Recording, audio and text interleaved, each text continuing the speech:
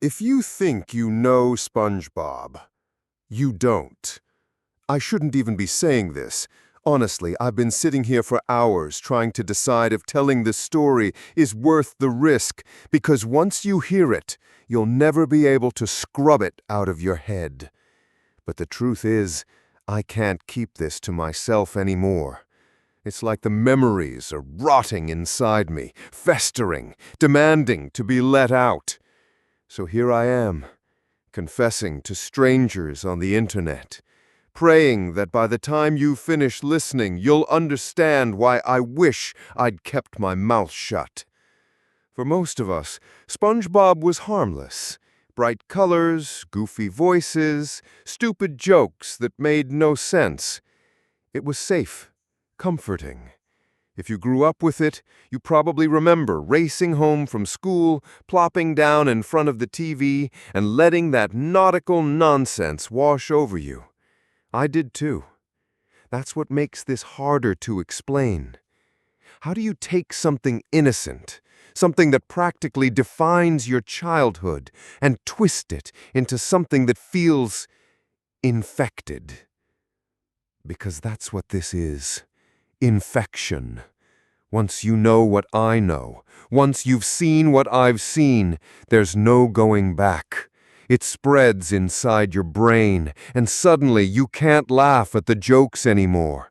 You can't even hum the theme song without your skin crawling. And if you're thinking of clicking away now, don't. You've already heard too much. You'll spend the rest of the night wondering what I'm hiding, and that itch in your skull won't let you sleep until you hear the truth. So here's the deal. I'm going to tell you everything, the whole story. But don't say I didn't warn you. Don't come crying to me when the images stick to you like barnacles, when you hear voices in static, when you start second-guessing what's real and what isn't. It started innocently enough. A boring weekend. Too much time on my hands. A quick stop at a place I should have just walked past. And then I saw it. A case half buried under a stack of old junk. Something I wasn't supposed to find. A lost SpongeBob episode. One no one should ever see. At first, it was just another dusty DVD case, the kind you see in piles at yard sales and thrift shops, sun-bleached covers and cracked plastic. I almost walked right past it, and maybe if I had, I wouldn't be sitting here right now, typing this with the lights on and my blinds shut tight. But you already know I didn't walk past. It was a Saturday afternoon, the kind where you're just killing time, wandering around places you don't really need to be. I stopped at this little thrift store wedged between a pawn shop and a boarded-up laundromat. It smelled like mildew and old carpet cleaner. Mostly junk, mismatched shoes, stained mugs, VHS tapes nobody wanted. But in the back corner, on a sagging metal shelf, I saw a box of DVDs with a handwritten sign, $1 each. I flipped through without much interest. Rom-coms, scratched action movies, a few kids' cartoons. And then I saw it. It wasn't a normal DVD case. It was one of those plain black ones, the kind you'd use if you burned something on a computer. No cover art, no stickers, just a strip of old masking tape across the front. On it, written in faded black marker, were the words, SpongeBob, Prototype, Confidential. I froze. My first thought was that it had to be some kind of joke, a bootleg, a fan edit. Maybe someone just scribbled the word prototype to make it seem interesting. But something about the way the letters looked, rushed, jagged, almost nervous, made my stomach tighten. The guy behind the counter noticed me holding it. He was older, maybe late 50s, with tired eyes and a smoker's cough. He said, "That one?" I said, "Yeah." "Where'd you get this?" He shrugged, like he didn't care one way or another. "Estate sale, house full of junk. Boxes of tapes, discs, all kinds of crap. Most of it didn't even work. You want it? Take it. $1." I hesitated, turning the case over in my hands. There was nothing else. No barcodes, no studio stamps, nothing. Just another strip of tape on the back with a single word. Do not copy.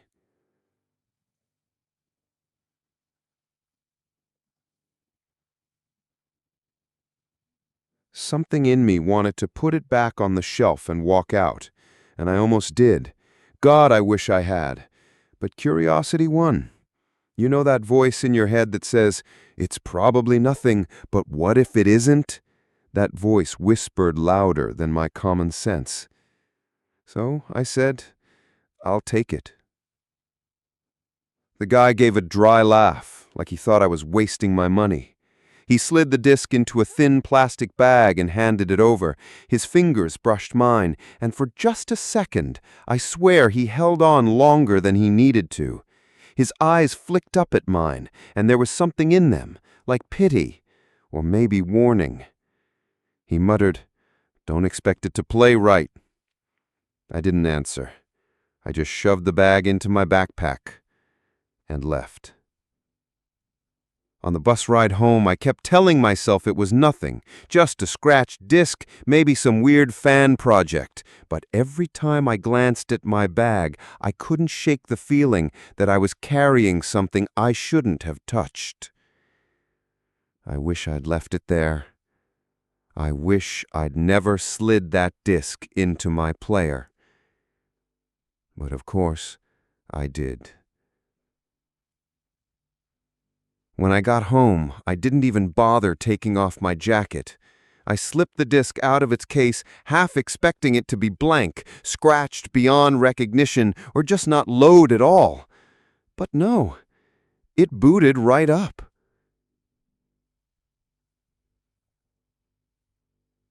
If you know the usual SpongeBob intro, you'll notice what I did. At first, everything looked the same. The painted background of the ocean, the upbeat narrator's voice booming, "Are you ready, kids?" But something was wrong. Just a little. The timing was off. His voice didn't match the lip movements of the pirate painting. It was like the audio was trailing half a second behind the video. Not a huge deal, right? Just a glitch. Except it wasn't the only one. When the theme song started, it sounded thinner, like it had been recorded in a tunnel, echoing in a way that didn't belong. The children's voices shouting, "Aye, aye, Captain," were faint, distorted, like they were too far from the microphone. And SpongeBob's laugh, God, that laugh. It didn't bounce with its usual high-pitched giddiness. It dragged, like someone stretching a cassette tape until the sound warped into something strained and hollow. I kept telling myself it was just a bad rip, maybe from some prototype version. But when the episode proper began, I started noticing other things. SpongeBob was walking through Bikini Bottom, waving hello to the fish as he passed. It looked normal, except the animation was slow. Not quite lagging, but like every character was moving through molasses. Patrick waved back at SpongeBob, but his arm stayed midair too long, frozen in a half-wave before it dropped. There was no music. Usually the show fills every second with cheerful little tunes or background gags. This was silent, except for the occasional squish of SpongeBob's shoes and the faint whoosh of water. The silence pressed in like static. Then there was the laugh track, or rather, the wrong laugh track. The first joke came when SpongeBob tripped over a rock and face-planted. Normally, there'd be a burst of canned laughter, the kind you barely register. But this laugh track was delayed, faint, and entirely too human. It sounded like it had been recorded in a small room with just a few people chuckling weakly. No joy, no energy, just tired, breathy laughs. I leaned closer to the screen, frowning. SpongeBob stood up, dusted himself off, and smiled. But his smile didn't vanish. It stretched across his face, too wide, too long, as though someone had forgotten to cut to the next frame. His teeth, usually just simple white blocks, looked jagged, uneven. The frame held on his grin for what felt like an eternity before finally cutting away. "Did you see that?" I whispered aloud before catching myself. Maybe you think I'm exaggerating. Maybe you think I imagined it because I wanted it to be creepy. But if you've watched enough SpongeBob, you know the rhythm, the timing, the flow. This was wrong. I wasn't looking for it. I just couldn't ignore it. The episode went on. SpongeBob went to the Krusty Krab, but there was no lively chatter, no bubbling fryers. Squidward stood behind the register, staring off into nothing. When SpongeBob greeted him, his mouth moved, but his voice didn't come out. For 5 whole seconds, the screen just showed Squidward opening and closing his mouth in silence, before his voice cut in late, low and muffled. "Go away, SpongeBob." And then nothing. Just silence again. The laugh track returned, but this time it was only one person chuckling, long and slow, like they didn't even get the joke. My hands felt cold. I thought about ejecting the disc, but something inside me wanted to see how far it would go. That gnawing voice again. What if it gets worse? What if this is the part no one was meant to see? The last normal scene I remember was SpongeBob flipping Krabby Patts in silence. The spatula scraped against the grill too realistically, metal screeching against metal. And then he looked up, directly at the camera. Not at Squidward, not at Mr. Krabs, at me. His eyes didn't blink. The frame didn't change. Just SpongeBob's face, frozen, smiling too wide, staring straight ahead. And it didn't cut away. I should have stopped then. When SpongeBob's face froze on the screen, grinning with those uneven teeth, eyes fixed directly on me, I should have hit eject, snapped the disc in half, and thrown it out. But I didn't. And if you're still here, if you're still listening, then you're braver than I was. Or maybe just more reckless. Either way, I need you to understand what happened next was not just weird. It wasn't just off-model animation or a broken laugh track. It was something else entirely. The shot finally cut away from SpongeBob's smile, but instead of returning to the usual bright chaos of the Krusty Krab, the scene lingered on an empty dining area. No sound, no movement, just the camera slowly panning across vacant tables. The colors were washed out, almost gray, like the life had been drained from the image. I kept waiting for a punchline, a gag, some kind of payoff. But nothing came. Just silence and that slow, steady movement. And then Squidward appeared. He wasn't playing his clarinet, wasn't scowling behind the register. He was sitting at one of the empty tables, hunched over, his eyes sunken. His clarinet was in his lap, but he wasn't playing. He was just staring at it, his mouth twitching like he was about to speak. When he finally did, his voice wasn't Squidward's at all. It was lower, rougher, too human. It sounded like a man's raw, broken voice. Why am I here? The words weren't delivered as a joke. They weren't delivered like dialogue. It sounded like a man's raw, broken voice. I felt my chest tighten. The camera zoomed in on Squidward's face, closer than the show would ever go. His skin, or whatever passes for skin in a cartoon, looked cracked, almost dehydrated. His eyes weren't the simple white ovals anymore. They were empty, gray sockets, deep and bottomless. The longer the camera lingered, the more detail I thought I could see. Lines, shadows, like actual photographs layered into the animation. And then he started crying. Not cartoon crying, not exaggerated wailing or comedic blubbering. This was wrong. It was too real. His body shook as he sobbed, the sound wet and uneven, like a recording of someone in deep distress. Truly breaking down. Every breath was jagged, painful. I almost muted the TV, but I couldn't move. I just sat there, listening to Squidward cry. The episode dragged on like that, scene after scene, each one worse than the last. SpongeBob cooking patties with the same frozen smile, the grill smoke filling the room until it turned everything black and hazy. Patrick lying on his rock, but he wasn't smiling. He wasn't moving at all. His eyes were open, staring blankly upward, and the only sound was the faint hiss of static under the silence. Every time I thought it couldn't get darker, it did. The laugh track returned, but it was broken. Not laughter this time. It was breathing. Heavy, labored breathing, as though someone was standing too close to a microphone. It came in bursts, sometimes overlapping with Squidward's sobs. I pressed pause, but the player didn't respond. The image froze for a moment, distorted, and then continued playing like nothing happened. I wanted to stop watching, but I couldn't. And maybe you think you'd be different. Maybe you think you'd have the strength to turn it off. But trust me, you wouldn't. Because the way it reels you in, the way it convinces you that the next scene has to explain something, has to give you closure, it's like bait on a hook. That's why I know Nickelodeon buried this. Not because it was bad, not because it was unfinished, but because it wasn't meant to be seen. The worst part came about 20 minutes in. The scene cut to SpongeBob again. He was standing in front of his pineapple house, except it looked decayed. The windows were shattered.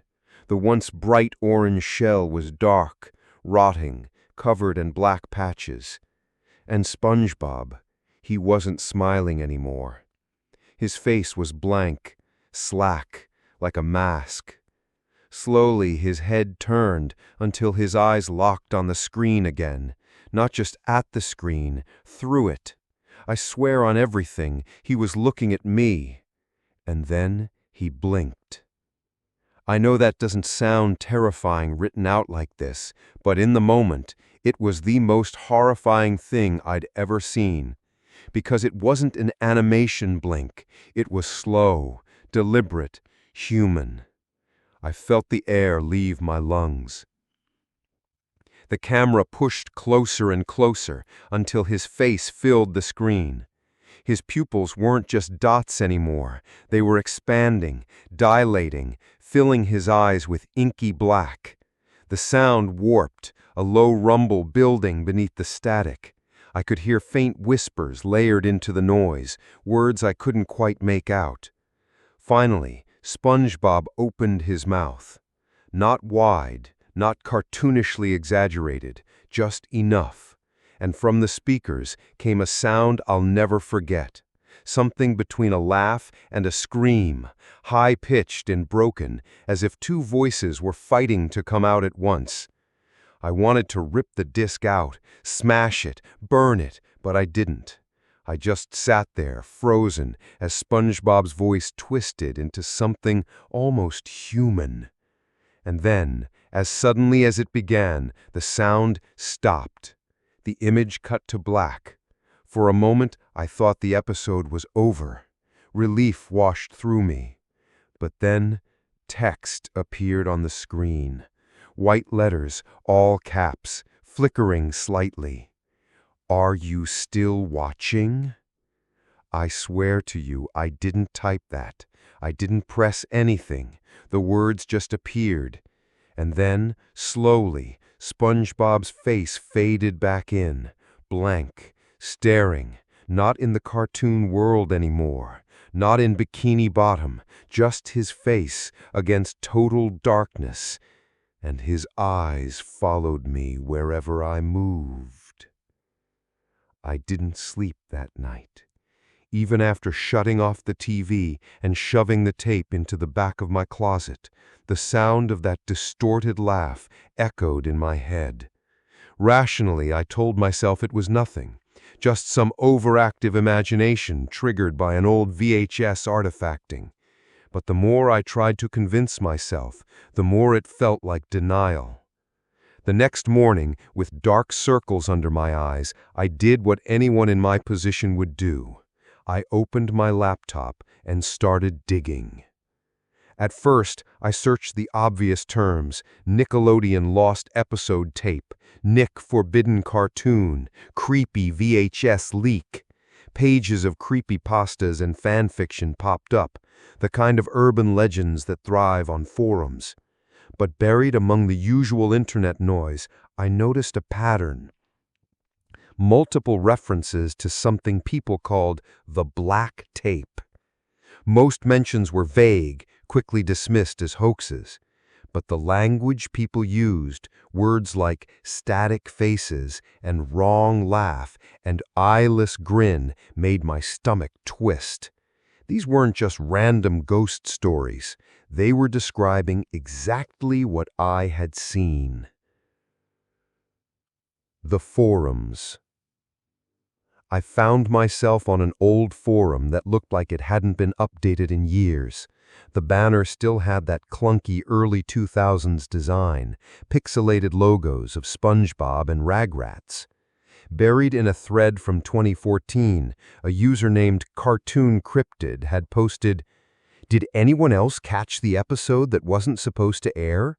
It was labeled just Pilot B. I swear I saw it in the middle of the night, early 2000s. Weird, wrong colors, distorted laughs. The eyes were the worst part. Anyone else?" Someone replied 2 years later under the name Studio Rat. "You're not crazy. I used to intern at Nick Studios, Florida. We weren't allowed to talk about it, but we all knew. They kept a copy in the editing bay. Said it was a test reel. People who asked questions got fired. Don't ask me how I know." And then, nothing. The thread was locked. The user accounts were deleted. Déjà vu. Reading those words sent a chill through me, because it wasn't the first time I had stumbled on something like this. Over the past year, I've been documenting strange media artifacts, VHS tapes, radio recordings, even an old public access reel. I called them cases, as if I were some amateur detective cataloging mysteries no one else cared about. Case number 3 had been a weather broadcast that aired a split-second image of a screaming face. Case number 7 was a bootleg Pokémon episode that looped endlessly in the middle of a battle sequence. Those had unsettled me, sure, but this tape, this was different. It felt alive. The Whisper Network. As I dug deeper, I found newer threads scattered across Reddit and Discord. Most were buried under conspiracy labels, dismissed as LARPing or ARGs. But in between the trolling and jokes, I found testimonies that mirrored mine. One user, Lost Frame 77, wrote, "I can't prove this, but my uncle worked maintenance at the Orlando studio. He warned me never touch anything labeled B-Reel, said they weren't cartoons, said they were experiments. I thought he was drunk. Now I'm not so sure."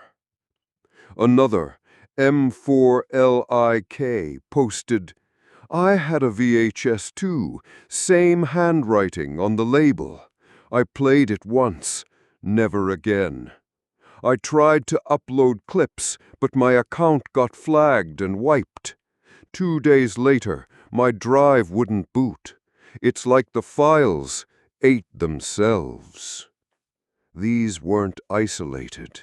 There were dozens of posts like this, people claiming to have seen something they shouldn't, only to delete their comments later. Accounts vanished, entire threads were scrubbed. I thought it was just me, until I wasn't alone. Disappearances. The most unsettling part wasn't the stories, it was what happened to the storytellers. A moderator on one of the forums admitted in a DM, half the users talking about the tape, they don't just stop posting, they vanish. No goodbyes, no traces. It's like they never existed. Their profiles are gone, not deleted, erased. Another person I reached out to, someone who claimed to still own a copy of the tape, agreed to talk over email. Their last message read, "I'll show you proof tomorrow. If you don't hear from me, don't look for me." Tomorrow came, the email never did. The conspiracy. The more I read, the more it started to feel less like a forgotten cartoon and more like a network, a pattern. Every major lost media case I had covered suddenly felt connected. Different tapes, different broadcasts, but the same fingerprints. Distorted laughter, faces without eyes, a presence that bled through the static. And every time someone got too close, the same ending repeated. Accounts deleted, files corrupted. Silence. Some people claimed Nickelodeon had locked the footage away to avoid a scandal. Others insisted it wasn't Nickelodeon at all, that the studio had accidentally broadcast something they didn't create, a signal, an intrusion disguised as children's entertainment. Whatever the truth was, one thing became clear. I wasn't supposed to see it. Closing the loop. By the time I closed my laptop, my hands were trembling. It wasn't paranoia anymore. It was proof. Other people had seen it. Other people had tried to speak up. And most of them weren't around anymore. I glanced back at my closet, where the tape sat hidden under piles of clothes. It felt like it was burning a hole through the room, daring me to press play again. I didn't. Not that night. Not yet. But deep down, I knew I would. Because once you've seen it, you can't unsee it. And worse, you can't escape it. I should have stopped after the first time. I told myself it was just a curiosity, a relic of some intern's bad sense of humor, nothing more. But there's something about forbidden media, isn't there? You think, maybe I misinterpreted it. Maybe if I watch it again, I'll understand. So I pressed play. The episode opened with the familiar SpongeBob theme song, but slower, stretched out, like a vinyl warped in the heat. The childish chorus was there, but muffled, dragging syllables into moans. For a second, I almost laughed, because my brain pulled up the memory of sitting cross-legged in front of the TV as a kid, waiting for SpongeBob to shout, "I'm ready!" But nostalgia doesn't survive long here. The screen glitched, colors overexposing in violent flashes. SpongeBob's pineapple looked wrong, rotting, almost collapsing under the ocean pressure. Windows boarded shut, his doorframe sagged like an open mouth. and before I could get my bearings, I caught it, a frame that didn't belong. It was less than a second, but I saw it, something spliced between the animation cells. A room, dark, human. The camera panned shakily toward a child's bedroom, wallpaper peeling. A SpongeBob doll sat upright on the bed, but its eyes had been burned out. Then the tape snapped back to the cartoon. I swear I didn't breathe. My thumb hovered over the spacebar, but some part of me thought, don't pause, don't rewind what I'm about to describe, because the show knew. SpongeBob appeared on screen, staring directly at me. Not at the camera, not at the audience, at me. His pupils dilated, too wide, filling nearly the whole eye. A voice came, but not Tom Kenny's cheerful pitch. This was lower, broken, like something dragged across gravel. You came back. The words weren't part of any episode I remembered, and the worst part, he said my name. I froze. The audio crackled, distorted whispers layering beneath the voice, dozens of overlapping tones repeating syllables of my name like an incantation. And the background, I noticed too late. Every time SpongeBob blinked, his house changed. Once it was just underwater. Then, in the next cut, the window showed a parking lot under a yellow streetlight. Another blink, a tiled hospital corridor, abandoned gurneys lining the hall. Another, my own living room couch, faintly visible through the static. I blinked too, and he looked different. One moment SpongeBob's face was almost cartoon normal, if unnervingly still. The next, his teeth stretched too far across his cheeks, his nose thinned into a crooked spike, his square pants sagged like wet skin.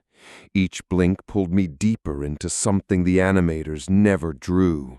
And I swear, no, I know, he was waiting for me to close my eyes. The show began responding in real time. Whenever my heart picked up, the audio's tempo synced with it, a distorted thumping beneath the dialogue, like my pulse was being mirrored back. I shifted nervously in my chair, and SpongeBob tilted his head, mirroring the same movement. The impossible detail stacked higher. In one background, Squidward's house stood behind SpongeBob, but its windows weren't windows anymore. They were hollow sockets, and something inside them pressed against the glass. Palms, faces, hundreds of them, smearing the surface with frantic movements. I leaned closer, and one of those faces looked too much like my own. Then another hidden frame, a flash of live footage. This time, a hallway camera view. Fluorescent lights flickered overhead. The angle was low, as if the camera had been dropped. For less than a heartbeat, I thought I saw myself walking past the lens, clothes I was wearing that night. And then back to SpongeBob.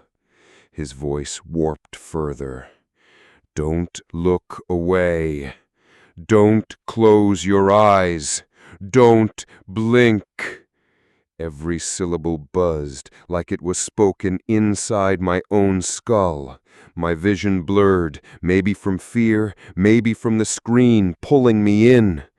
Here's the strangest part. Part of me still felt nostalgic. I wanted to remember SpongeBob the way he was. I wanted to believe this was just an animation error, a glitch. But with every blink, the contrast grew sharper. Childhood memory versus present trauma. Bright yellow sponge versus rotting, shifting nightmare. I gripped the desk, nails digging into the wood. The silence stopped. Silence pressed so heavy it hurt. SpongeBob leaned closer until his face filled the screen. His mouth didn't move, but the words still came. You're not watching me. I'm watching you. And before I could react, the episode stuttered again. Another hidden frame. This one wasn't a room. It wasn't footage. It was the inside of my eyelids. Black, wet red veins, the faint shimmer of light coming through skin, a perspective you could only see from within your own head when your eyes are shut. I ripped my hand toward the keyboard, ready to shut the whole thing off.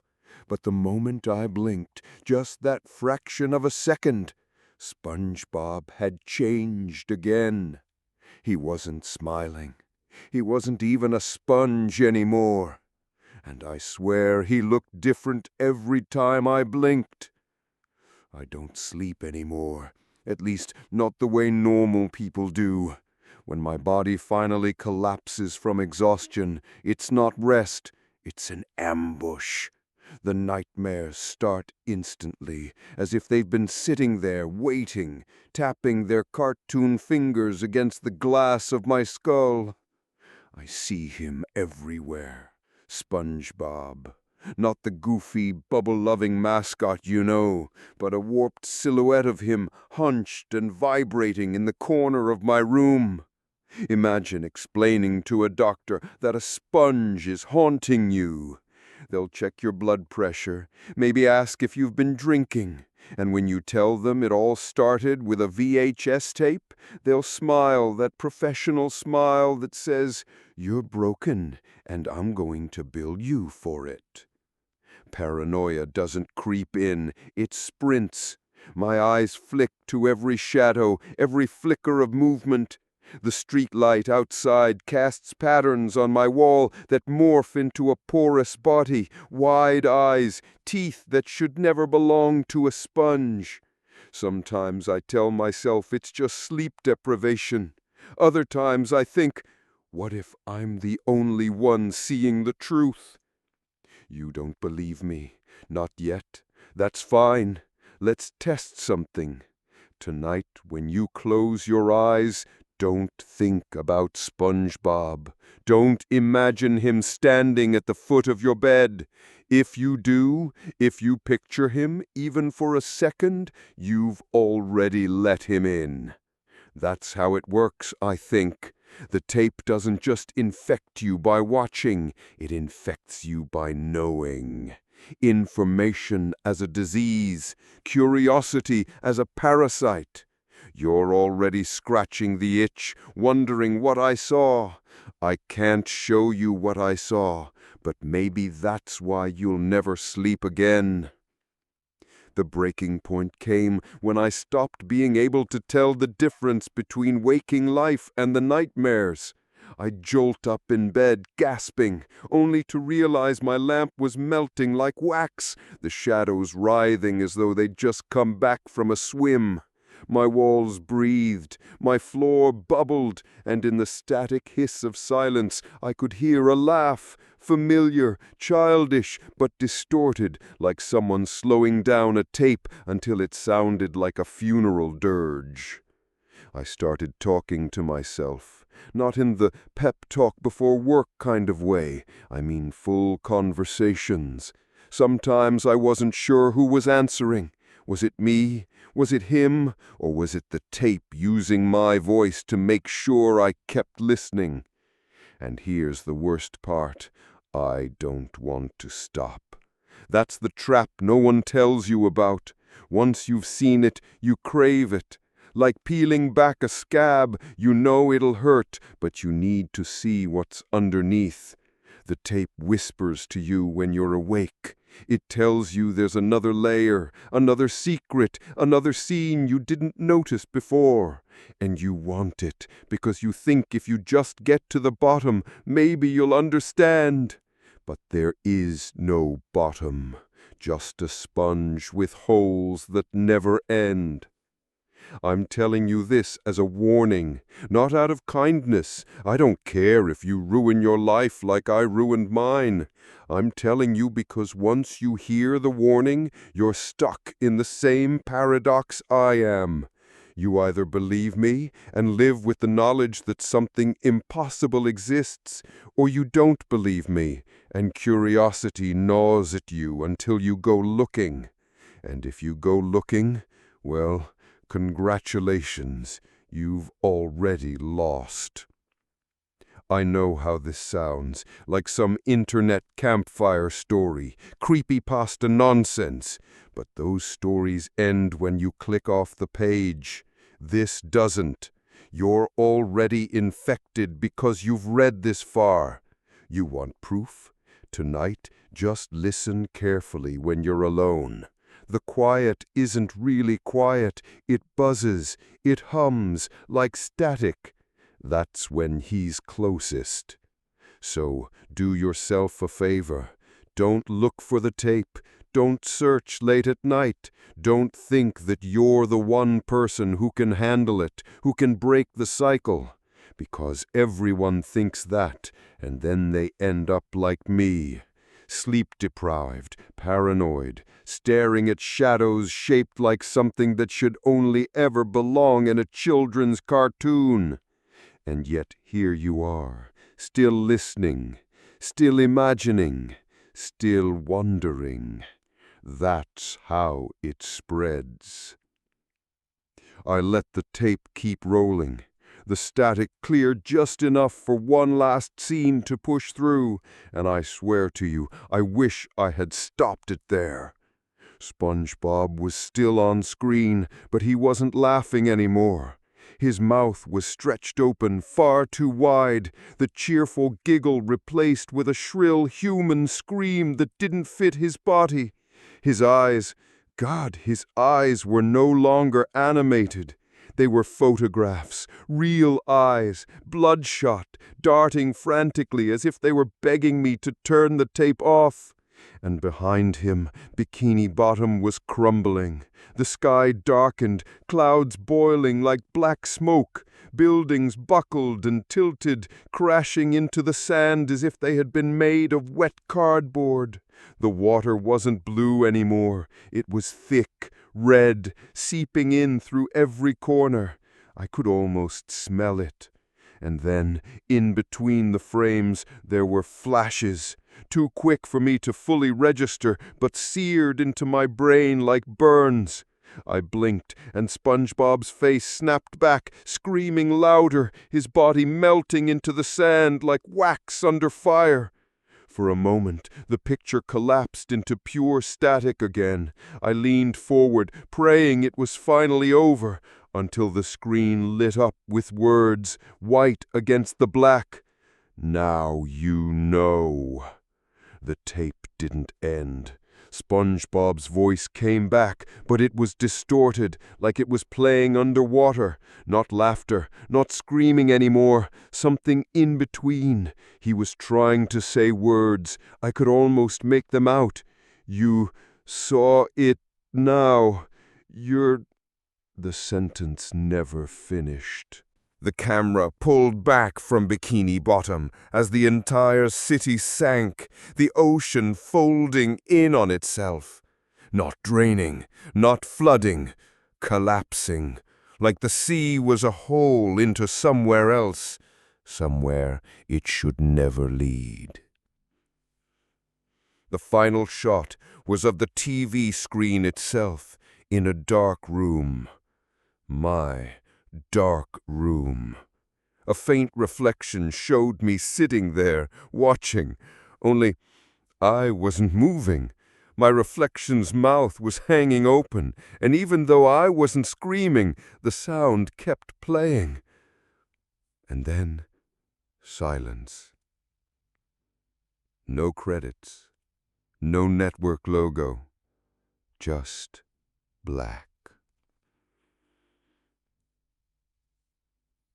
I sat there for a long time, waiting for it to cut, waiting for anything.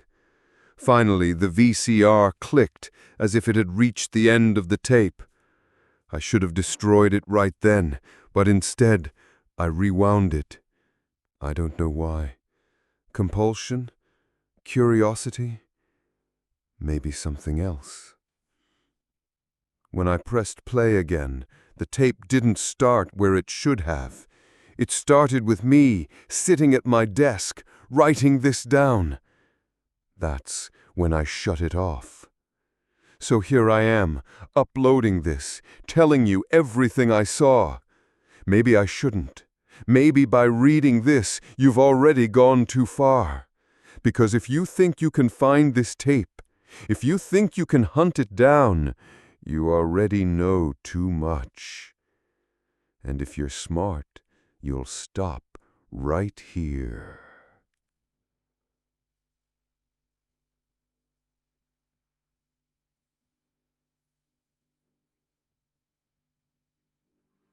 Because SpongeBob's laughter is still echoing in my room, and it's getting closer.